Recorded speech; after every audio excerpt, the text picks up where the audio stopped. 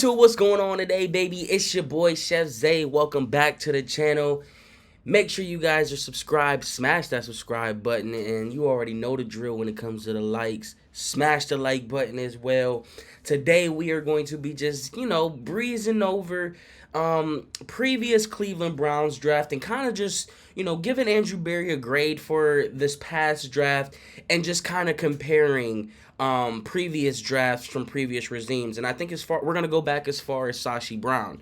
The reason why we're going back to Sashi Brown, in the previous video, I talked about how it couldn't have gone any other way for the Browns. The journey to get to where we are today feels like it had to be this way because we're the Browns. I mean, what other way would it have gone? You don't expect dandelions and rainbows with the Browns. You expect thunderstorms and hurricanes. So I kind of just want to, go through each regime and kind of just, give a grade for the draft and just, kind of talk about previous drafts. So let's start out with Sashi Brown. Sashi Brown was here from 2013 until 2017. Now, when Sashi Brown came in, these were some of the darkest times being a Cleveland Browns fan. And as I'm looking back at these drafts, I didn't realize how bad Sashi Brown was at drafting. I mean, my God, he got one draft right, and that was 2017. But other than that, man, oh man, is it brutal. Going back to 2013, you got two picks in the first round. You go Justin Gilbert, Johnny Manziel. What's understood don't got to be explained with those guys. However, you did get Joel Bitonio in the second round. So that's one major pick for Sashi Brown. You got Christian Kirksey, who was a great Brown for us for a few years. Terrence West and Pierre Desir. Actually, that was 2014. I'm sorry. That wasn't 13. That was 2014. 2013 was Barkevious Mingo, Leon McFadden. Obviously, Mingo went on to win a Super Bowl, I believe, with the Patriots, if I'm not mistaken. But this was an atrocious draft. I mean, Barkevious Mingo, Leon McFadden, Jamoris Slaughter, Amontry Bryant, Garrett Gilly. I mean, you want to talk about bust after bust after bust after bust. I mean, that was a terrible year for Sashi Brown. And then, obviously, the 2014 year, he got two of them right. Joel Bitonio is still here, going to be just like Joe Thomas when it's all said and done. And Christian Kirksey was a fan favorite, and he was just a great player to have on your roster. Someone that that wasn't truly a liability, but that can get the job done. And he gave us dog check. Come on now. I mean, iconic. Then you go into 2015. And this is when we started to get a little bit of confidence in our team, because 2014, we thought we smacked home runs. We got Justin Gilbert, we got Johnny Manziel. Justin Gilbert, after he got drafted, and after Johnny Manziel got drafted, rolls down the window and goes, it's our time, or he did some kind of hype thing. And I just remember how hyped we were. And then we come into the draft, we get Danny Shelton. We thought he was going to be a big run stopper like a Lodi Nada. Turns out he wasn't, but he did end up winning a Super Bowl with, I believe, the Patriots. Isn't that crazy how all the previous Browns players go on to win Super Bowl? Yeah, we're not going to talk about that. But anyway, then you go Cam Irving. Trash with us, but guess what? Went on to win a Super Bowl with who? Kansas City Chiefs. I'm almost positive it was the Chiefs. Nate Orchard wasn't good for us, but I think he was, if I'm not mistaken, he was a pretty good player for the Dolphins. If I'm not mistaken, he had like a good year or two with the Dolphins. Duke Johnson, we all kind of love Duke, but, it is what it is. Wasn't a great pick, wasn't a bad pick. Xavier Cooper, Campbell, Vince, and the rest is nothing. So another year of Sashi Brown not doing anything good. So now you get into 2016. And this is when I believe we started to really get... we started to really get a good dose of Hugh Jackson and what he had to offer. And him watching the tape just wasn't enough. It just wasn't enough. I'm sorry, give me 1 second. I'm just looking up. I just want to make sure I have my my years right with this clown. So yeah, so from 16 to 18 we had Hugh Jackson. So we all remember the 2016 season. Corey Coleman dropping the pass that we should have beat the Steelers on fourth down, and putting one of the worst seasons ever on tape. And then he goes on record saying, "I can guarantee you we're not going to go 1-15 again." Well, Hugh, you're right, because you went 0-16 the next year. Or that was 15 into 16. But that was just you see how I'm mixing my years up, because that was just such a dark time that it's kind of like a blur. Everything was just it was just great. It was just great. But back to the draft. So in 2015 all bust. 2016 you take Corey Coleman with your first pick. Emmanuel Ogbah wasn't great with us. I actually liked Emmanuel Ogbah, but had a decent NFL careers other place. I believe it was Miami. Am I getting Nate Orchard and Emmanuel Ogbah both mixed up? Did they both go to Miami? Let me know in the comments. Carl Nassib, Coleman, Mr. Trust Me on this one. Cody Kessler, Joe Schobert. I don't even know why I can't say his name now. Joe Schobert. I love Joe Schobert too. I don't know why it's so hard for me to say his name. Ricardo Lewis, Steph Duvall, Jordan Payton. You did get Rashard Higgins in the 5th round. That was a fan favorite. But I mean, just another abysmal draft, right? But 2017 was when the tide started to turn. And what I mean by that, we got our football guy. We got the one and only. No. Look at me. I'm giving too much credit where credit is. Wait, Hugh Jackson. Wait a minute. Wait. Let me pause. This looks really bad on my part. Why are my years mixed up like this?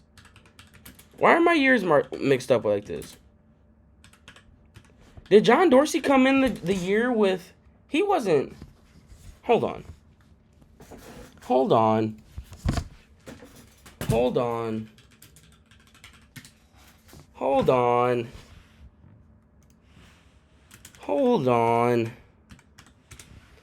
Wait a minute. John Dorsey was with us 2017. So that wasn't his first. Okay, so this was actually Hughes. This was the draft that you couldn't get wrong. See, my bad. I'm sorry. I'm sorry. My bad. So 2017 was the last year, because obviously that was right. Deshaun Kaiser, and then the Deshaun Watson story came out when he was on Spaces on Twitter, and he talked about how Hugh Jackson woke up on draft night and just told Deshaun Watson to be ready, and we don't even take him. We trade out of that pick. We take Jabril Peppers instead. We got Miles with the first pick, Jabril Peppers with the 25th pick, and then we traded back in and got David Njoku. We also took Deshaun Kaiser, so they got the wrong Deshaun's mixed up. So this was the one. This was the one thing that this regime did get right with Sashi Brown, and this was actually kind of the beginning of the true rebuild. Because up until this point, the Browns were one of the youngest teams in the league. They pretty much wiped out all their veterans that they had. I believe Joe Hayden was also cut around this time. And this was when they completely just took everything down to the studs. But you did get your corner piece in Myles Garrett. You ended up making use of the Jabril Peppers later on next year or the year after that to get Odell Beckham.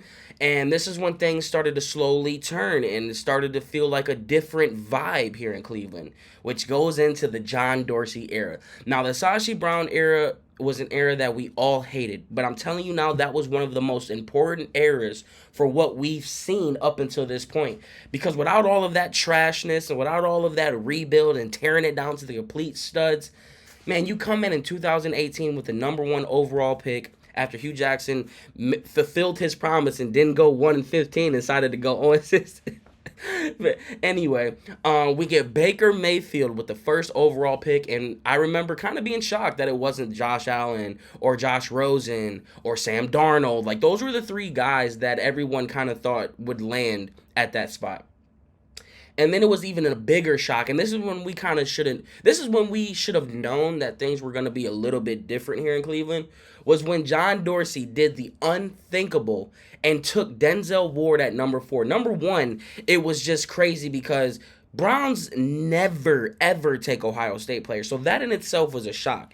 And then I'm pretty sure a lot of people were surprised because they kind of felt like it was a jump. Not an extreme jump, but they felt like you probably could have just I don't want to say the wrong thing. I think fans I don't even know what it was with that. There was something with the draft that Denzel Ward that they either took him too high or it was just something on the left field. I don't remember exactly what it was. If you guys can let me know in the comments to give me a refresher, I would appreciate that a lot because I do know that there was questions as to why he would take Denzel Ward. Turns out it was one of the best draft picks that we could have had at that point, right? Because Denzel Ward has been phenomenal besides the injuries. You get Austin Corbett, who was a solid center for us. You got Nick Chubb in the second round. Chad Thomas didn't pan out. Antonio Callaway, who had very, very good talent, just, couldn't wrap it all together off the field.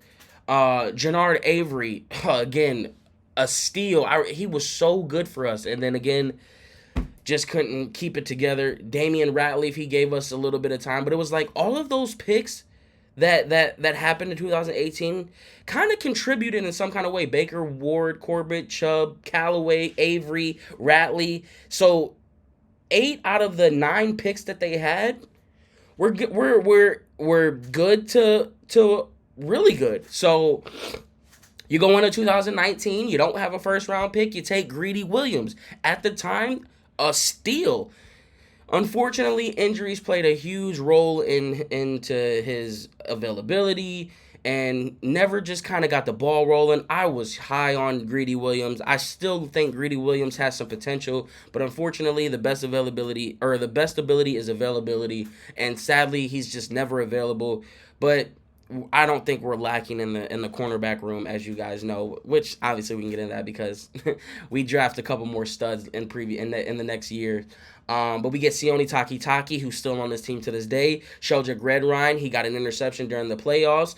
Austin Seifert, obviously not the best. Drew Forbes, Deion Lewis. So out of that draft, John Dorsey didn't smack any home runs. He may have got a base hit with, he probably got a single, double with Sione Takitaki because I do still think Takitaki offers some value to this team. He's not a trash player by any stretch of the mean, but he's not a superstar. I think he's a very good role player to have on your team, a guy that you want on your team. And he's a veteran now, so that's also good. You go into 2020. Now, this is when your foundation is set, right? You got Myles Garrett. You've got you got your running back, you've got your tight end, you've got your cornerback, you've got all your cornerstone pieces, right? So now Andrew Berry has to come in and he has to just plug in these pieces, right?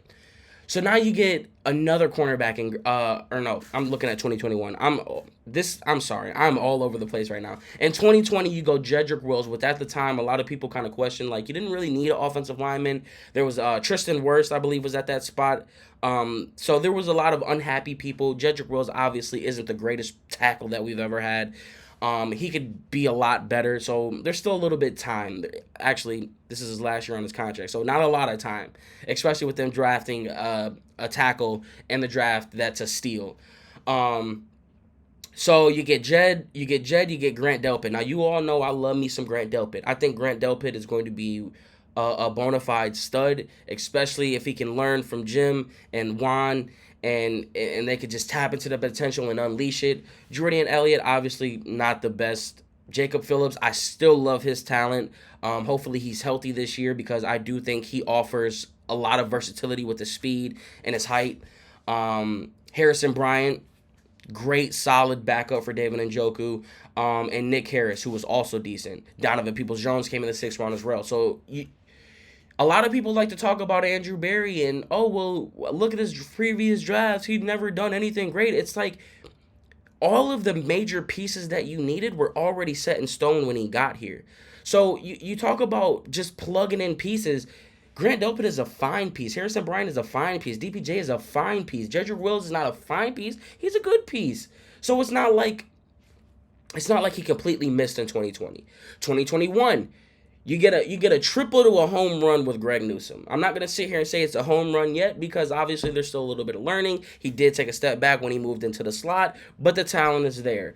JOK, I mean, you want to call that one a home run or you want to call it a triple? What do you want to call it? Anthony Schwartz, a lot of potential, just sadly is not working out the way that we wanted it to. James Hudson has been tremendous in when with moving around and being floating from this position to this position, and just being a great piece to have on your team.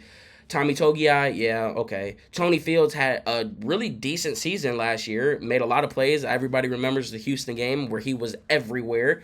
Demetric Felton came in the sixth round as well. So again,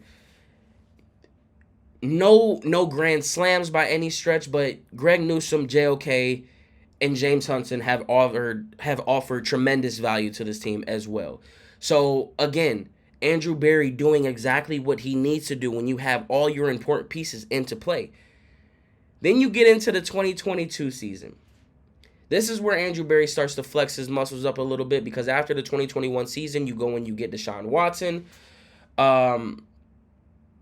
You go and get Deshaun Watson. So now we're starting to see now we're starting to see Andrew Berry flex his muscles a little bit more. He uses a lot of capital, solidifies his quarterback position. Like I said, your cornerstone pieces were there. You had Baker Mayfield. You transitioned into Jacoby Brissett, and you were looking for something to upgrade. And you do that, and you go out and you get Deshaun Watson, which is a grand slam. Anybody who says it's not a grand slam, y'all just haters. It's fine. It is what it is. I'm not going to sit here and argue with it. I think it's a grand slam being a Browns fan. It's our quarterback for the year. It's our quarterback of the future. And you get your grand slam and Deshaun Watson.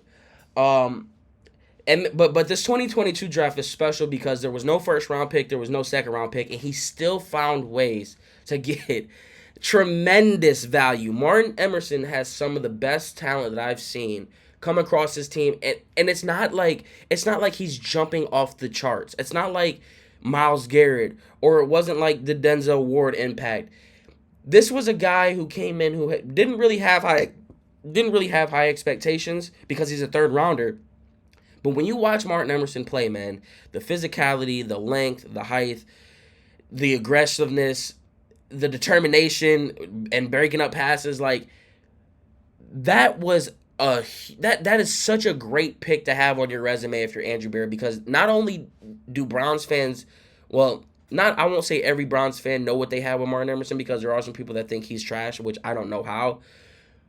But that was a pick where you could look at it and be like, man, Andrew Berry found a guy late in some rounds. So that can give you a little bit of confidence when it's like going into the 2023 draft, when you don't have another first and second round pick, and you get your first pick in the third round, and you go and get Cedric Tillman. Injuries obviously play a factor, but the potential and the ceiling is there. So it's like, if Andrew Berry didn't give us that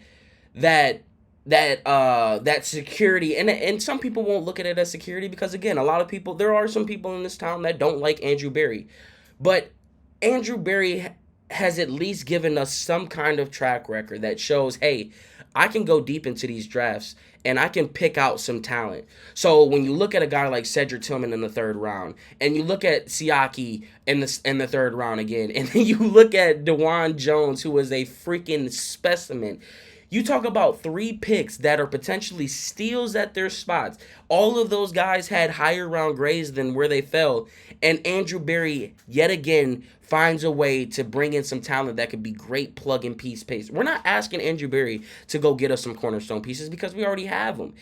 I think the time will come, and I hope that we ever don't have to get to that point to where Andrew Berry has to go out and get some cornerstone pieces, because I hope Denzel Ward can be here for the long haul, and Martin Emerson and Greg Newsome and Myles Garrett will continue and will re-sign. Nick Chubb will be here for his whole career. David Njoku will get extended or stay a little bit longer than the kind. Like I'm hoping that we never have to get to that point.